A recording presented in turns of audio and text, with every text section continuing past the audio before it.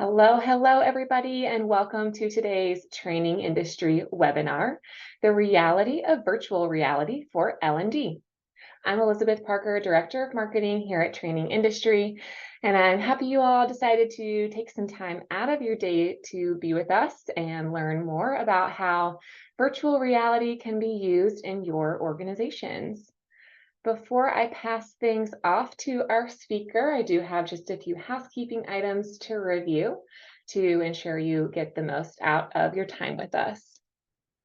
First of all, I would love for you to use chat to collaborate with other attendees. Go ahead, if you haven't done so yet, pop in and let us know where you are tuning in from today. If you have questions throughout the session, you can submit those by clicking on your Q&A icon. In this window, you'll also have the opportunity to upvote questions submitted by other attendees. So you'll be able to help us address those most popular questions. And we will have a dedicated time for Q&A at the end of the session. Of course, we love to see the conversation continue on social media as well. Share your key takeaways with us on any of your favorite platforms. Just be sure to tag Training Industry and the hashtag TI webinar so we can follow along and reshare those posts. When the program ends, you'll be redirected to a brief survey. We do value your feedback about every webinar we produce, and we use it to provide future content that is most relevant to your role.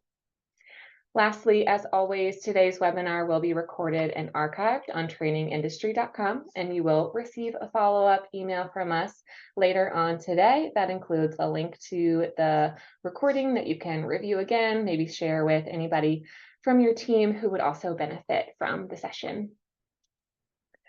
If this is your first webinar with us, a special welcome goes out to you. Training Industry exists to make connections among learning leaders like you.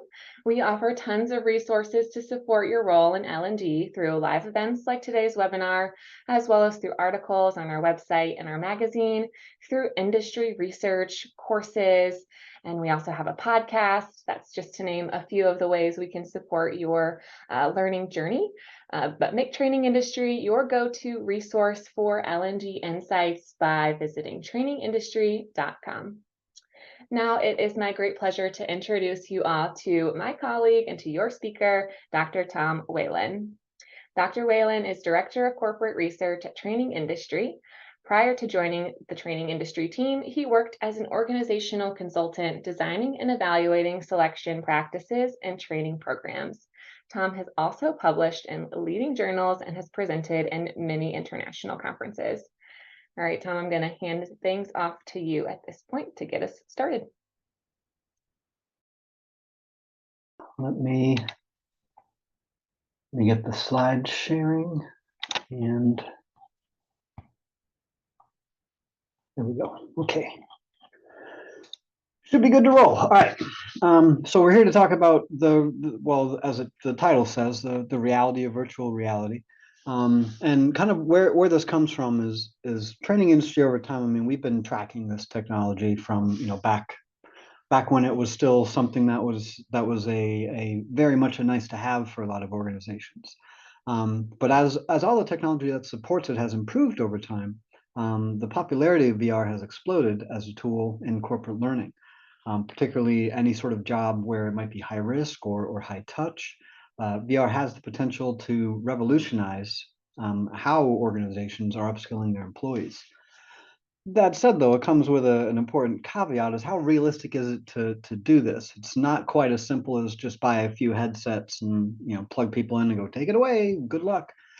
There's a few more pieces to it than that. So what we wanted to do today with this webinar was talk through some of the top challenges that organizations face when they're implementing VR, talk about some gotchas in the learner experience, some things that people might not expect to encounter or might not think about if this is something that your company's looking at getting into. And then lastly, we'll close on a few suggested best practices for deploying VR in a corporate setting. So the basic rundown of what we're going to cover today is just talking a little bit about the current state of VR at work, They're going to talk through those top three challenges, like I mentioned. Each one of them we'll talk through them in turn, kind of what they mean to most companies, and um, in pretty much every case, bringing in some outside data and some outside research to highlight different aspects of these three challenges. Then, as I already alluded to, we're going to talk through some gotchas in the learner experience, best practices, and as long as I don't mess anything up too bad, we should have time for Q&A at the end. Okay, so first a little bit of level setting. The top three challenges that we're talking about in this webinar come from this report that Training Industry just released in July, called "How Virtual Reality Can Become a Reality for Your Organization." And so the top three challenges that we're talking about today are basically the leaders of the three categories that we outline in this report. And those three categories are challenges that are related to the resources that support VR, challenges facing the learners actually using it, and by the organizations trying to develop this content and infrastructure and roll it all out. So from each of those categories, we're kind of taking I guess the most pressing problem that organizations identified, and that's what we're going to talk through. Another thing I wanted to point out is the stats that we're going to talk about in this presentation that come from training industry data. I pulled those from companies who are currently using some form of immersive training. The report itself presents the data against perceptions of companies planning to jump into VR. But for today, to get an idea of how prevalent are some of these challenges, the data that we're going to be looking at comes from people that are actually know what they're talking about and are using this stuff. All right, so first we're going to talk about the current state of VR in the workplace. So to begin with, I mean, what's the deal with VR? Where'd it come from? How long has it been around? Probably the most prevalent use case for VR for a long time has been in pilot training, since at least the 80s, if not before then. Well, I know for a fact there were simulations before the 80s, but I think the real fancy ones, the ones that we could say are closest to the type of VR experience that we identify with today, those mostly started to occur in the 80s, and largely because of how cost prohibitive the technology was, and just the amount of technical know-how and personnel that most companies would need to stand up VR. It's kind of why it was really only feasible for pilots for a long period of time. But as I alluded to in the introduction, the technology keeps getting better and better. As early as the 2000s, there was a big influx of VR in surgeon training, particularly with laparoscopy. It's a whole lot easier to have a surgeon learn how to make mistakes, learn how to deal with different scenarios when they're not actually operating on a real person. Who would have thunk it? But good idea for surgeons to train in a virtual setting before they're actually dealing with flesh and blood people.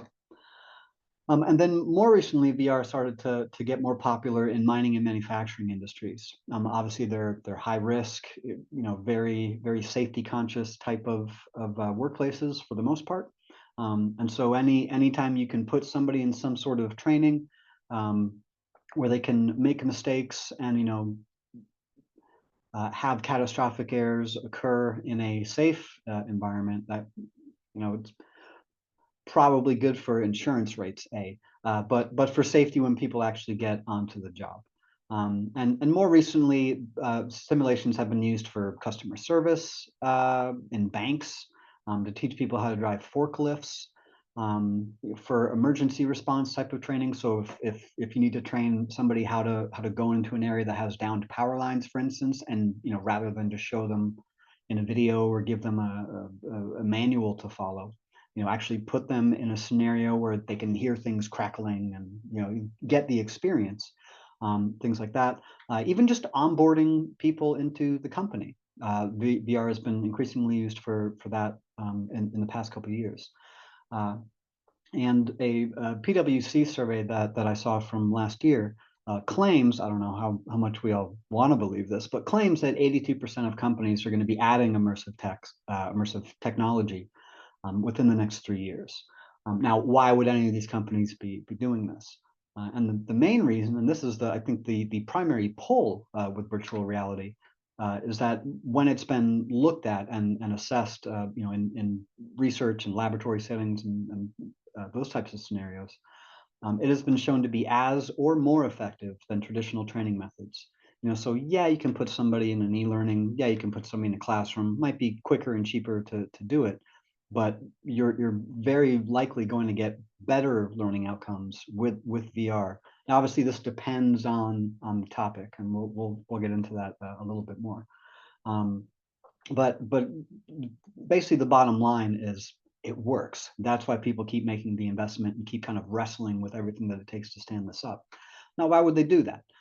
So for anything where you have to train an employee on a skill which has some sort of threat involved with the task, you can't beat VR. You can put people in a risk-free environment that's repeatable, so that you can let them make the same mistake and blow up the whole manufacturing plant 5 times in a row if that's how many times it takes them.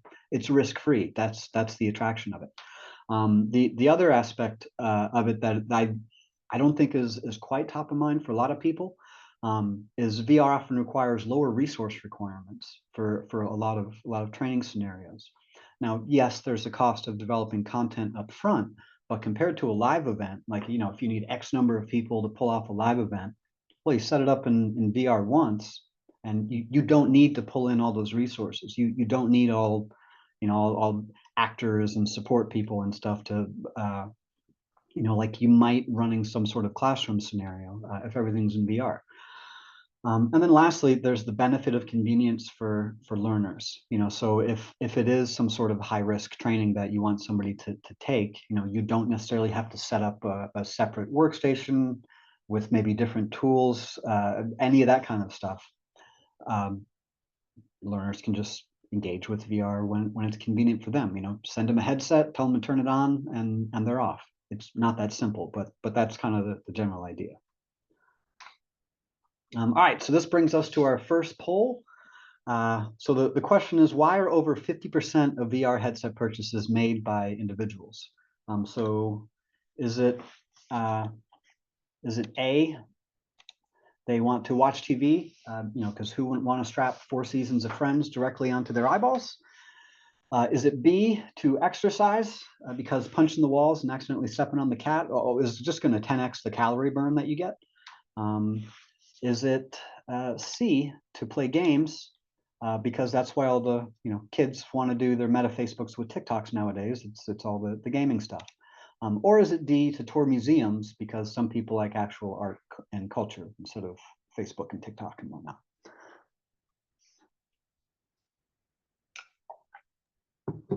All right, everybody, go ahead and take one more moment to submit a response in this first poll question. Let us know what you think most people are purchasing VR headsets for. We've got a clear winner here. All right, I'm going to wrap this up, and here is what everyone has to say. Let's see. So 3% of people thought watch TV, 5% said exercise, 88% said to play games. Pretty good guess. And 4% of people didn't take my bait on art and culture and museums. All right, so the answer is everybody was right to play games. 61% of people cited playing games as a reason that they bought a VR headset. That said, the percentages are for why people did other things are a little bit higher than the single digits we got in the poll. But the most important point is playing games and watching TV and movies were the top 2 reasons that people gave for purchasing a VR headset in a future of work survey from late last year that surveyed just over 1,000 people in the U.S. Now, what's interesting, I think playing games, watching TV and movies, not necessarily a shock to anybody of why that would be a reason people would buy one of these headsets. But what's interesting is work came in 3rd overall. So work is on par with some leisure activities. So it's like more people bought a headset for work than people that were buying a VR headset to exercise, to visit museums, obviously, virtual tourism, virtual courtrooms. So a lot of other use cases potentially for VR headsets. And admittedly, most people were buying them to play games and to watch Four Seasons of Friends on their face or whatever. But work is among the top reasons that people bought one of these headsets. Now, what I think is interesting and what it implies about why users are getting their hands on a headset is only 23% of them cited education as a reason. And military training, for what it's worth, also netted 23% in the same survey. But to me, I think there's an interesting gap between 15 percentage points between work and education. So those two things aren't necessarily melded together for a lot of people in thinking about why you might use a VR headset. All that said, a lot of workplaces are integrating VR into their daily operations. So from the same source, from the same survey, this was a rundown of the proportion of organizations that are integrating VR into their operations, roughly by size. So as you can see, and I think as most of us would expect, the larger you get, slightly more uptake on VR. But I think what's interesting is even for is VR is not out of the question for smaller organizations. So just because a company isn't large and doesn't have tens of thousands of employees to deal with, doesn't mean that this is a technology that's out of scope or where the scale is too large to be used. Vice versa, obviously, if you're a large company, you probably have more resources to do this, but how you're going to roll things out and what it is you're rolling out probably has a different set of challenges than if you're a small company. But the takeaway being, no matter kind of what organizational size we're looking at, there are organizations kind of every stripe that are expecting to integrate VR into what they do. I also wanted to talk a little bit about the top 5 industries that were seen as, by people taking the survey that were seen as most relevant or could benefit the most from the use of VR. And I think interestingly, in contrast to things like pilot training and manufacturing and mining and those things where classically that's where VR had gained its first foothold. What we see out of this survey coming from just last year is where people are seeing the application for this type of technology is in things that are usually customer focused, high risk certainly, but much more people interacting with people or people interacting with systems perhaps, and a little less heavy mining accidents and that type of thing. So between healthcare, tourism, entertainment, and automotive, I think would fall into manufacturing, but certainly tourism, entertainment, fashion and apparel. Maybe not where we would classically think of VR having any relevance, but according to when you ask a whole bunch of employees, could this be used at your company? This is kind of what fell out. So I think what we're going to see in time is as part of the quote unquote reality of using VR, is that it's going to make inroads in a lot of organizations and a lot of industries, maybe in some surprising ways, or certainly in some ways that most of us would not have expected, say 5-10 years ago.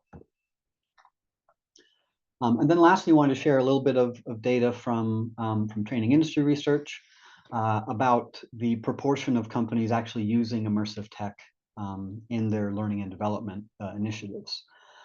So based on our data, 63% of organizations are using some form of VR or AR or offering both to their employees. Now, is this 63% representative of everyone? Probably not. We were doing a survey on using virtual reality, so chances are probably pretty good. Only people that were interested in virtual reality filled out the survey. But at least for this research, we have a pool of learning leaders familiar with the tech. So based on this, because this is at least kind of a clue of where our data comes from.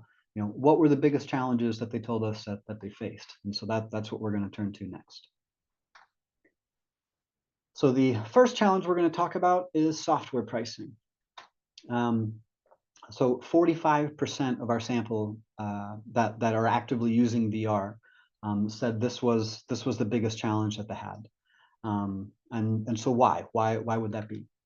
Well, first and foremost, the software investment is, at least now, much more variable than hardware investments. I mean, hardware, depending on the manufacturer of headset you get, you're talking a couple $100 a piece, depending on how many peripherals and how many extra data cables and things like that you're wanting to buy. But hardware at this point is fairly easy to nail down. Software can wiggle around a little bit more, because there's questions of what platform do you want to use? Are you using Unity or Unreal? Are you looking to author content on your software, or only deliver content? So there's a lot of different factors to take into account, and that can change how much the software ultimately ends up costing. Another reason why is that whatever software a company chooses, it has to be aligned with the hardware that they either have already invested in or planning to invest in.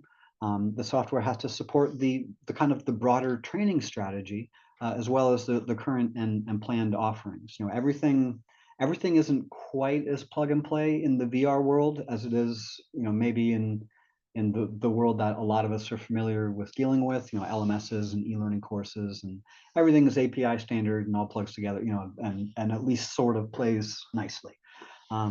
With virtual reality, that's not always the case.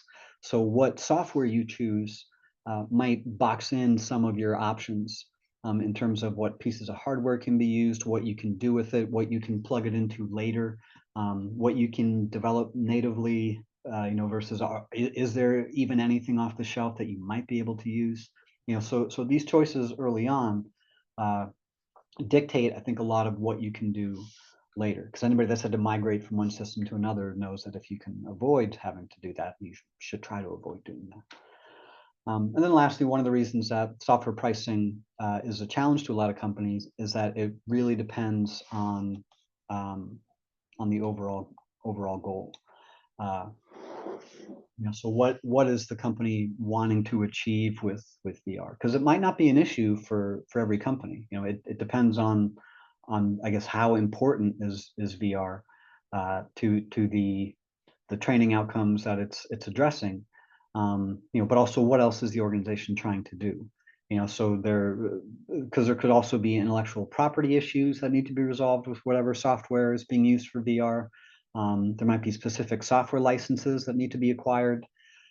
Depending on how it's being rolled out, you might need more servers or streaming bandwidth to transmit or store data if the system's distributed. So the software choice is very consequential to what an organization is able to do later. Now let's get into some examples talking about software pricing.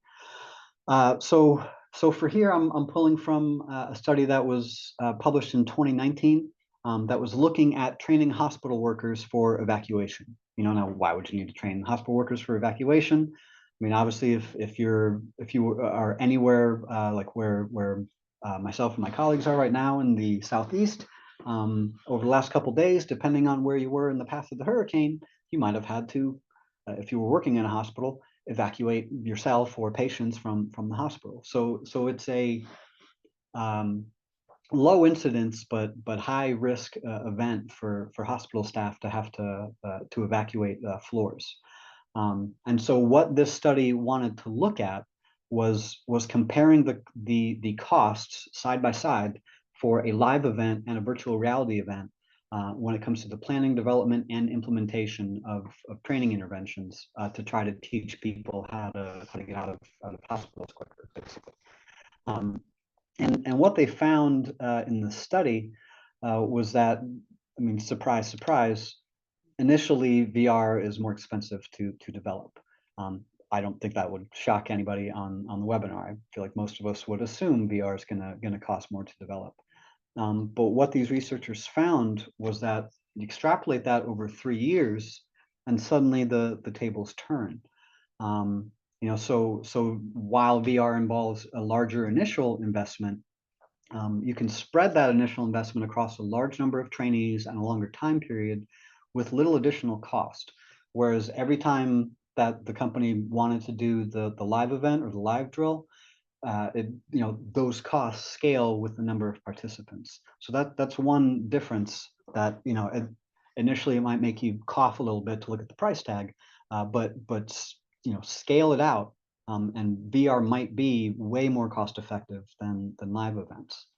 But there's also differences in terms of where a live event versus VR is going to consume resources. Like, so in the same study that they found that where staff costs were highest with the live event, were planning and designing the exercise and then participating in implementing the live exercise. So actually, having to run it. Whereas with the VR development, the main cost was in personnel costs for development and deployment. So all the planning piece of it. And it was, I guess, so lopsided, in fact, that for the VR end of things, the personnel cost was almost 90% of the overall budget. So what's the point of this? Why am I talking about this in relation to software prices?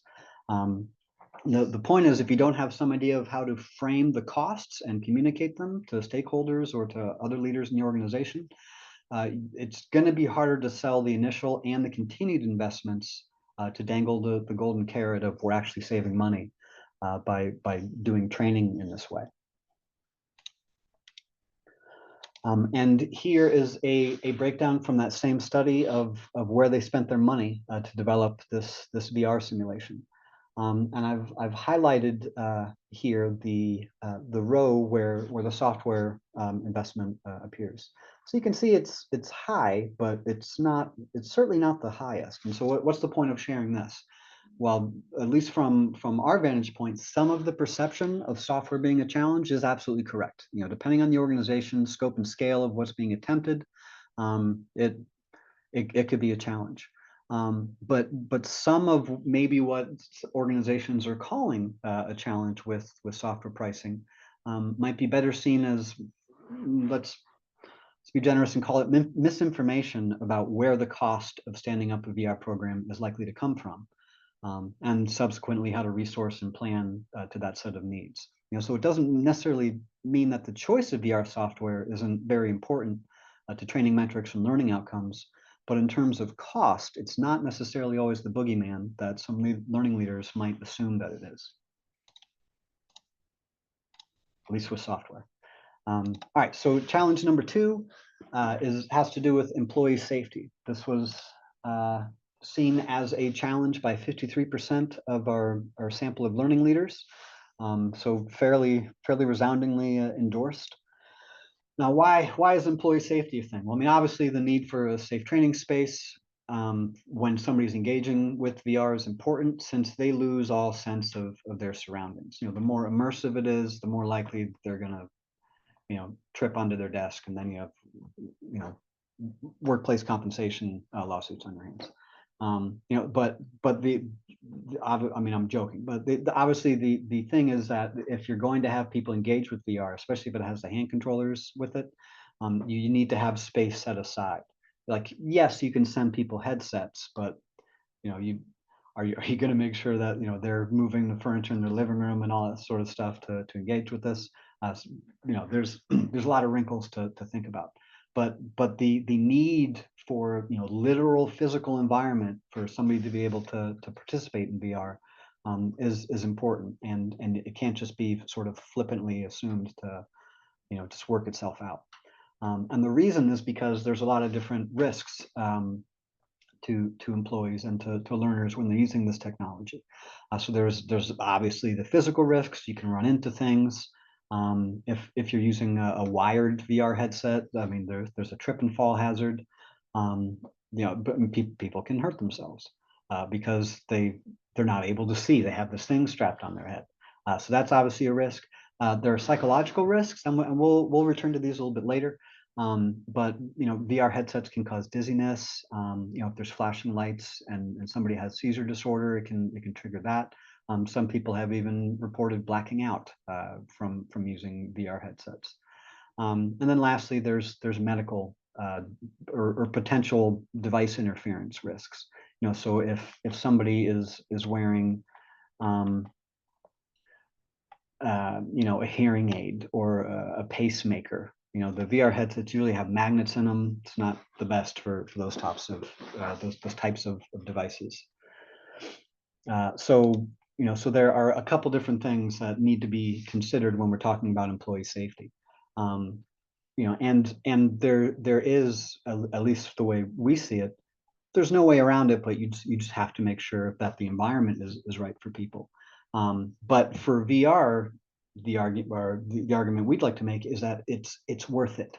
And here we're looking at the reports of a study from 2020, again on hospital evacuations, but in this case specifically, it was about evacuating a neonatal intensive care unit. So what they did in the study is they sort of posed VR scenario training versus, I think, how it had been done, which is just e-learning videos and manuals and things like that.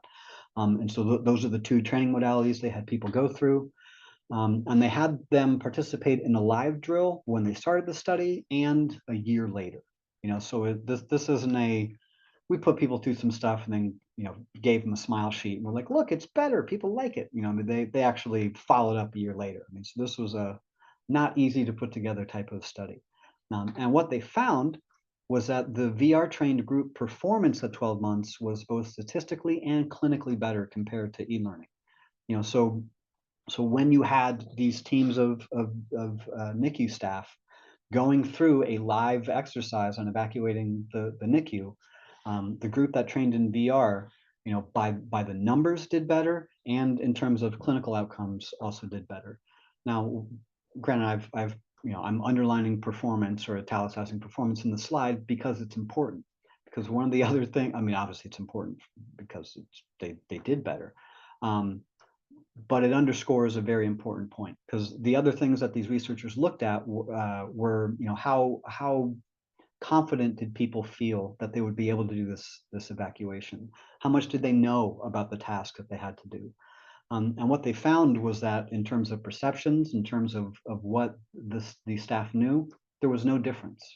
So you could, well, I guess another way of framing it is if you just ask people, what do you know? You're just giving them level 2 outcome knowledge tests, and trying to gauge, how do you feel about this? Do you feel like you could do this? It would seem like both did well, but what the numbers showed is that the trade-off for actual performance of improvements might be worth managing the risks of using VR. Particularly given that what this study showed was real gains versus illusions of no difference, that you may get from using proxy measures, like, well, how much did people know when the training was done? You have to put them in a performance scenario. Kind of also related to safety and well-being at work, is this study, or it's a pair of studies I found that were talking about using a VR nature experience as a way to boost positive moods during the workday. And in one study where they were using headset VR, they found that it increased levels of happiness, relaxation. It decreased people's levels of sadness, anger, and anxiety, and also decreased their heart rate. And this is using a full VR immersive sort of experience.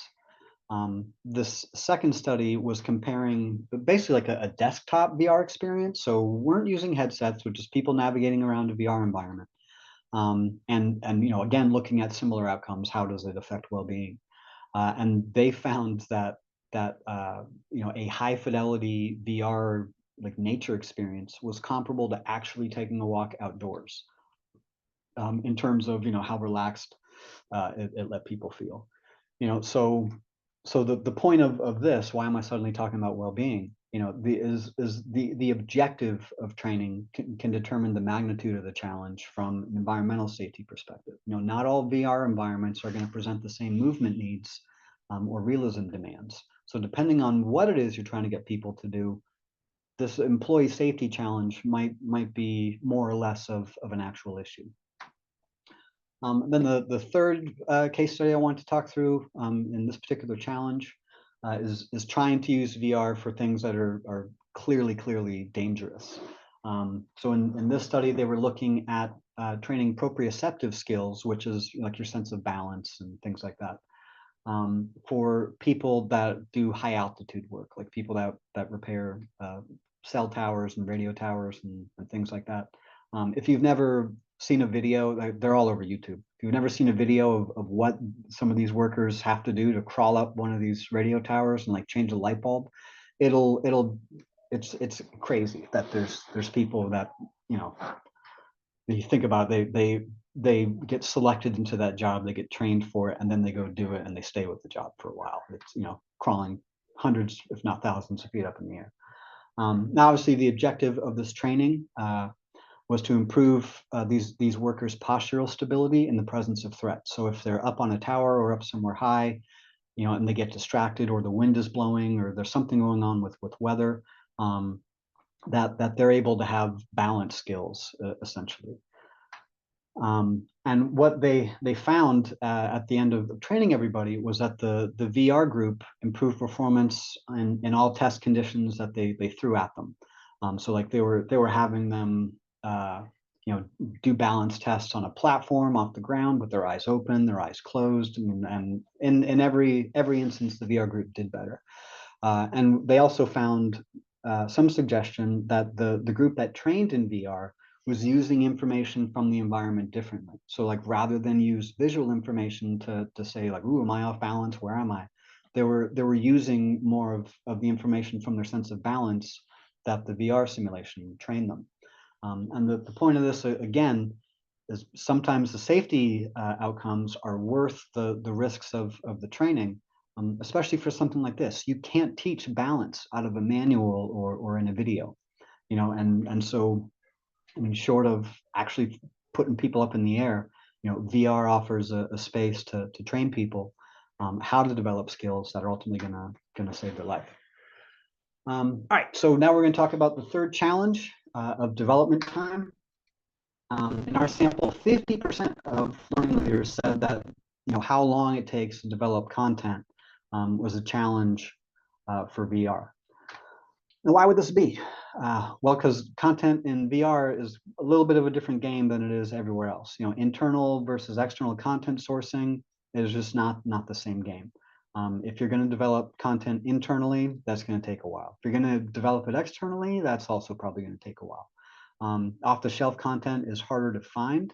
Not that it doesn't exist, but off-the-shelf content that is applicable to the use case that, you know, your organization might want to use it for, that might be a little bit more difficult. And even if you can find off-the-shelf content, tweaking that to make it relevant often is going to take longer than expected, or certainly compared to system modalities like a classroom training or an e-learning. The other, I guess, bugaboo with content dev time is that because there is so much flexibility in the learner experience, because the VR environment offers a lot of options for learners on how to interact with it and what they can do.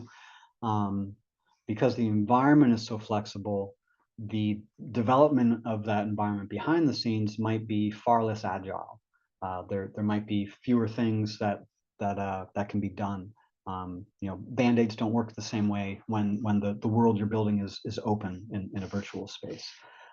So just bug checking the stuff and make sure that it works is a different animal than in other delivery modalities. And as with the first challenge, it's going to be highly variable from organization to organization. You know, so what are you trying to develop? Why are you trying to develop it? How important is realism to what you're trying to develop? Are you modeling the environment that people work in, or are you having them play a game that the context doesn't really matter? You're just trying to teach them a skill. You know, so what it is you're trying to do, how you're trying to do it is going to affect how long it takes to develop content. And so going back to that 2019 study that we referenced earlier, Talking about the cost of software, highlighting different rows now, you can see that by far development is the costliest aspect of standing up a VR initiative. I mean, the simulation development itself is, I think, like 4 times what it costs to deliver a live in person on the exact same topic. Now, granted, you develop it once, and as we saw in the earlier slide, you can reuse that content over years versus that cost of the live event never goes away. That said, though, there is some sticker shock, I think, for a lot of organizations initially, in terms of just what it costs to make one of these. And this study that we're looking at, I mean, this was teaching, staff how to evacuate a hospital. So it was a pilot, and it still cost over $100,000. So I think in the same study, the live version pilot cost, I think, depending on if they had to pay for rooms or not, between 18 and 27,000. So market price difference initially. But here, from that same study, this is kind of the long-term view. And why the development cost, while yes, it is maybe a bitter pill for some organizations to swallow, all the cost is up front, and the savings are downstream. So the benefits to VR don't necessarily, or at least in terms of cost, the benefits don't necessarily come right away, and the struggle bus can make early stops in VR land. But if looking at this chart from this piece of research, you extrapolate things out 3 years. And yes, the live exercise is cheaper initially, but if we're talking about training the entire staff, it's going to cost $76,000, $77,000 a year to do it live. It costs over 100 the first year with VR, but it only costs $3,000 every year after that. So by the time 3 years is over, in terms of cumulative costs, the live exercise actually costs twice as much to the organization as the VR equivalent did. And obviously with this, you get all the benefits of VR that we already talked about. People can take it essentially whenever they want. You don't have to worry about, do we have all the personnel? Do we have all the support stuff in place for this event to take place on this day at this time? People can just do it whenever. So all the benefits of flexibility with VR, those are all present right away. The cost savings might take a little bit to realize, but they're there. All right, looking at the clock, I'm not doing too terrible on time. So let's talk through some learner experience gotchas. And this brings up our next poll question. So which of these statements do you think is most accurate about the difference between motion sickness and simulator sickness? So is it A, motion sickness tends to be more severe because you're not actually moving anywhere in a simulator? Is it B, simulation sickness is more severe since things getting out of sync is way worse than a boat gently rocking or riding in a car or whatever? Is it C, people prone to motion sickness are prone to simulator sickness, and it's all part of the AI trying to take us out by exploiting our weaknesses? Or D, is there no difference? This is a trick question. The whole game is rigged, probably by the AI.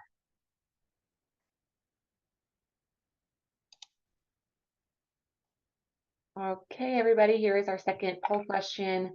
Let us know which of these statements you believe to be true about the difference between motion sickness and simulator sickness. And we'll give you about 3 more seconds to submit your response. Okay, let's see what everybody has to say. All right, 22% said motion sickness is more severe. 13 said simulator sickness is more severe. 41% believe people prone to one are prone to the other, and 24% took my bait that there's no difference. All right, well, so the real answer is motion sickness tends to be more severe, and so there's a reason for that. Well, and actually the reason for it ties up with the explanation of why the other ones are perhaps wrong as well. So just in general, the symptoms of simulator sickness tend to be less severe, but also it's lower incidence. So fewer people get simulator sickness, whether or not they get motion sickness or not. Um, and and they originate, or what causes simulator sickness has to do with visual displays, and the interaction of what you see with your sense of balance. And those conditions are not the same conditions that induce motion sickness. So C isn't true that people prone to one are prone to the other. D is a flat out lie. There is a difference between them. But B is just dead wrong. Motion sickness tends to be a lot more debilitating and affect a lot more people than simulator sickness. Now, obviously, why would I bring this up? I'm not going to talk about simulator sickness. So it is something that has been quantified. It's not, just some. I mean, obviously, there was a reason for that poll question. It's not just some extension of motion sickness. It's different. It has different symptoms. And a group of researchers in 2009 kind of labeled and quantified what these are. They then identified 26 symptoms and put them in 3 categories. First category is things having related to nausea, so like increased salivation, sweating, nauseousness, a lot of burping. Next is oculomotor disruption, so that's symptoms of like eye fatigue and headache, difficulty concentrating, those types of things. And then lastly, disorientation, so any sense of dizziness, getting a dazed feeling, whether the eyes are open or closed, if things are seeming blurry or out of focus. And also this simulator sickness, as it's called, can affect heart rate, can affect reaction time. I mean, so it's a real thing. And the blurring can occur, either because somebody's fatigued. Blurring can occur if the headset isn't centered on their head. The headset strap itself can cause headaches. There's aftermarket solutions that can take care of that. Even lens spacing can be an issue, depending on how far apart your eyes are. With the actual the headset, that can make a difference. The good news with all this is in a study from 2020 that was looking at fire extinguisher training, simulator sickness only affected in that study around 10% of trainees. And in most pieces of research I found that have investigated this, I mean, people will report symptoms, but at least with modern headsets and stuff like that, it's not to the extent that people are having to drop out of the training or stop what they're doing. So they might experience some discomfort, but it's not enough where it totally upends the learning experience. But this is a real thing that if you try to roll this out across the company, you're going to have a proportion of employees that experience some combination of these symptoms. The next gotcha I wanted to talk about was this idea of interactivity, and this comes from a 2021 study. And in this study, they had about 120 people doing an electronic assembly task at a workstation in a factory. And what they were comparing was, giving people a training manual, having them watch some videos versus practicing the assembly task in VR. And what they found was that those that trained in VR were more accurate and were faster than people trained using the non-interactive methods. And also these people seemed to be more knowledgeable about the task immediately after training. So the gotcha here is the interactivity aspect of it. You can present people information, that's all well and good. You need them to interact with things in the environment. So just having a headset on their face where they can look around and see stuff, I mean, that's great, but they need to be able to interact with whatever the object of the training is in order for them to get any benefit out of it. And I just tagged this on at the end because I wasn't going to kind of pull it out as its own thing. But the study also found that there was absolutely zero evidence that younger or older adults had any difference in their ability to benefit from VR training. So you can teach old dogs new tricks if there's a VR helmet involved, I guess. The next type of gotchas that I wanted to talk about are what I'm calling local logistics. So this is the small stuff that nobody ever talks about. And here I found a quote in a Slate.com article from an Accenture manager describing, trying to log into to a VR session. I'm not going to read everything on the screen. I'm sure everybody is literate. But basically, their point is like, I'm trying to join something. I have this headset on. I got to take it off. I got to do things with my phone. I got to authenticate that I'm logging in, figure out what the number is, get back into it. But you take it off, it goes to sleep. And so just getting the back and forth to get into, just to be able to begin something. This isn't even talking about having problems once you get in. This is just, how do I get through the door? It can be hard for people. And I mean, this isn't the only quote that I have on this from the same article. This tech CEO that was, all big on using VR with all their staff, said, between people forgetting to charge their headsets, you have OS updates, there's new apps, logging into different accounts, screen sharing issues. There's a lot of different things that can go wrong. And I mean, even beyond that, there's wired versus wireless performance, which can affect things like the refresh rates for the visual display. If the PC running it doesn't quite have enough power, how long are the batteries going to last in the VR headset itself? Most of them only last for maybe an hour or two. And there are also a lot of peripherals that, if you don't have it checked, they can add up really fast. For things like data cables with enough length so people can move around. I mean, small things that you wouldn't necessarily think about right away. But it's all these local logistics, the details, we'll figure it out when we get there. It's like, well, when you get there, it can be a problem. So these types of issues, I think, are worth thinking about, trying to introduce new technology into a workforce. And then lastly, or the last slide I have for kind of user gotchas, has to do with fatigue. So things like facial discomfort. I mean, people have reported that, after wearing a VR headset for a little while, I mean, it makes your cheeks sore. It can make your forehead sore. The strap on the back of the head isn't always comfortable. I mean, and these headsets, while they've made fantastic gains in terms of how much they weigh, they're not weightless. So it does press on users' faces, and some people find it uncomfortable. There's also, obviously issues of neck strain, and other possible strains from moving around. People have to crouch or lean or reach for anything, and they can't see what they're doing.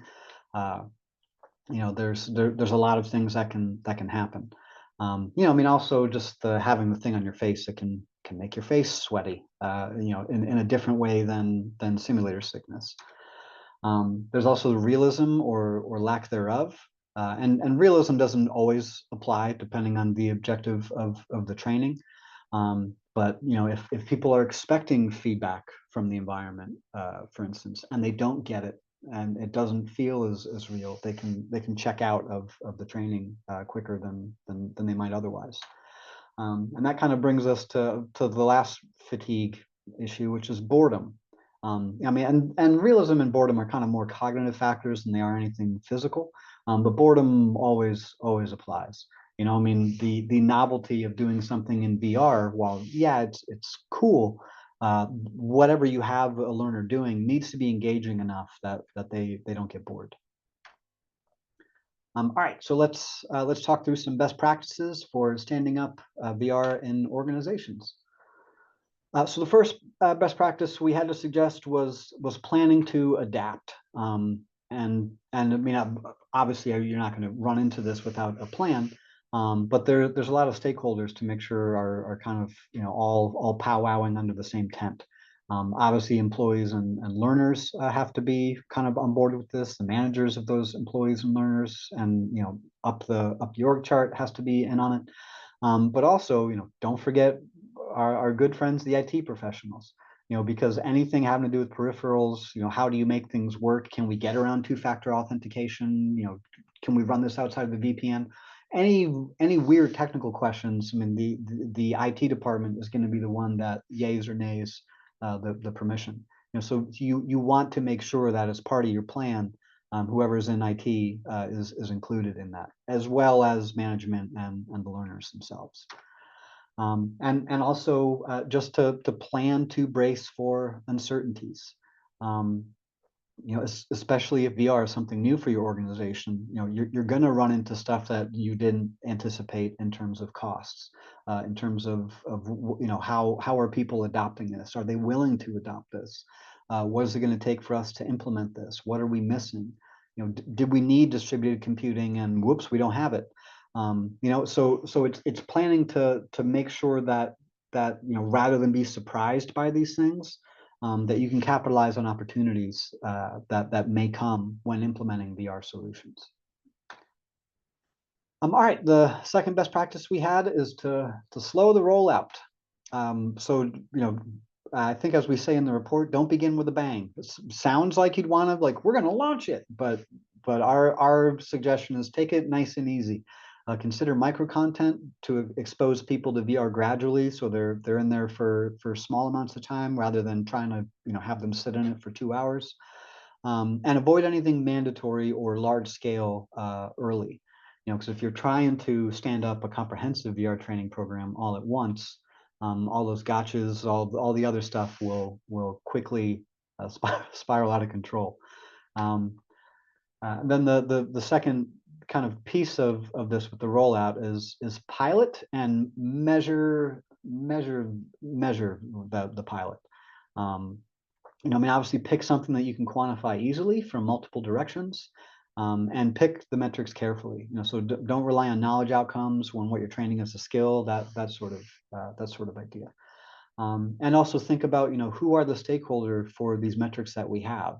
So what does leadership want to know? Like the stakeholders at the top of the org chart. What do learning leaders want to know? What do team managers want to know? What do learners? What kind of feedback do maybe they want? Because all those things aren't going to be the same, and you're not going to be able to kind of please all actors at once. So choose the metrics that speak to the people that you need to speak to, and also the last point on there. And monitoring versus managing outcomes. Try to take care in terms of are you just keeping a thumb on what's going on, or are you managing the outcome in terms of actively looking at it, making tweaks to try to improve things. And then the last best practice we had was just to check the temperature. From that same survey that we've referenced a couple times in this webinar, 53% of employees see a benefit to their organization's integration of VR, but not everyone will want to engage with it. You will get dissension. You will need alternatives for people who are unwilling or unable to use VR headsets. Some reasons are even to be valid ones, like local logistics, the stuff we talked about. But even things like somebody that wears glasses, they may require special lens caps for the headset. There's also not a lot of seated uses for VR. A lot of games and applications involve leaning, grabbing, crouching down. So there's ADA considerations to think about as well with this. So you will need alternatives for anything having to do with VR. There's going to be holdouts. All right, that brings us to our very last poll question. What proportion of employees do you believe are excited about using VR at work? So is it over 50%? Because everyone loves computer apps and the Napster and AI and all the rest. Is it 35 to 50? Because while there's a lot of nerds, there's not that many of them. Is it somewhere between 20 and 35? Because these Gen Zers don't think it's cool to get excited about anything. Or is it D, less than 20, because not that many people are truly willing to look like a bootleg RoboCop?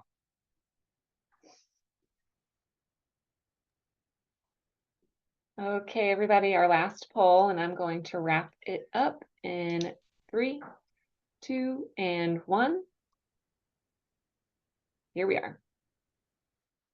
All right, so almost a quarter of people said over 50%. 41 said 35 to 50. 18% said 20 to 35, and only 14%, very few, took the bait on the less than 20. All right, well, the actual answer is C, between 20 and 35%. So from that same survey that I've pulled a few things from, when they asked people how do they feel about the future implementation of VR, 27% said they were excited, and that was the loser. 39%, almost 40% of people said that they felt overwhelmed.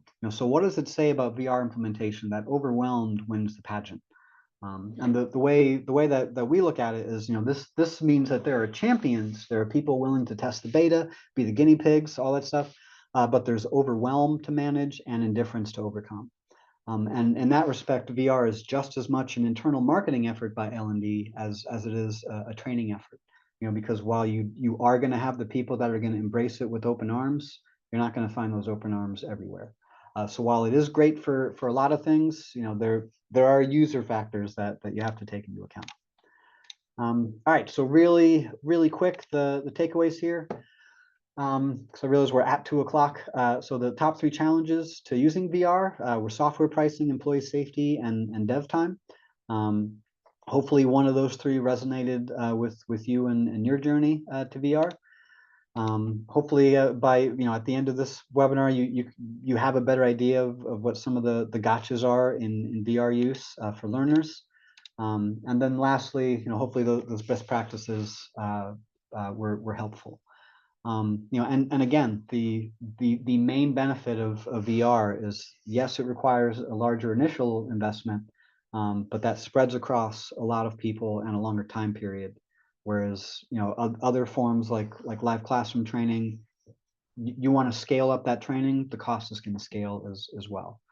So again, VR is just as much an internal effort as a marketing effort, as a training effort.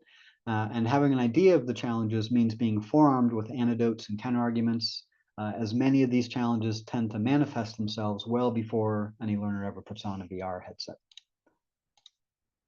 And with that, I'm sorry, I think I stepped all over our Q&A time, but just wanted to put in one last plug for our new ebook on virtual reality. It's hot off the presses this summer. And we have a coupon code for everybody that was in this this webinar. If you use the code VR20 in our store, you'll get 20% off of the ebook. Awesome. Thanks so much, Tom. I think you're getting lots of kudos here in the chat for sharing all of this great information and data on virtual reality training. Okay, so just a couple of closing remarks from me. Of course, would love to invite you all to join us for some upcoming training industry webinars. You can register for upcoming events or watch past webinars now at trainingindustry.com. And as a reminder, our webinars are pre-qualified for credit hours by SHRM, HRCI, ISPI, and CPTM. If you've never heard of CPTM, it is the Certified Professional in Training Management, and it's the only credential focused specifically on the training manager job role. By earning your credential, you will gain the skills needed to manage corporate training programs that align with your company's current and future goals.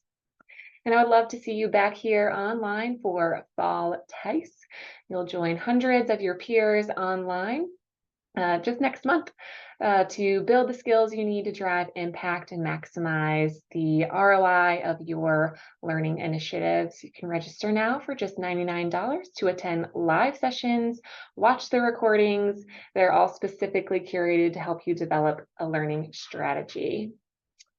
Once again, thanks to everybody for your time and attention. Thanks to you, Tom, for being with us and sharing this information. I hope you all have a great rest of your day. Until next time, I'm Elizabeth Parker. Have a good one.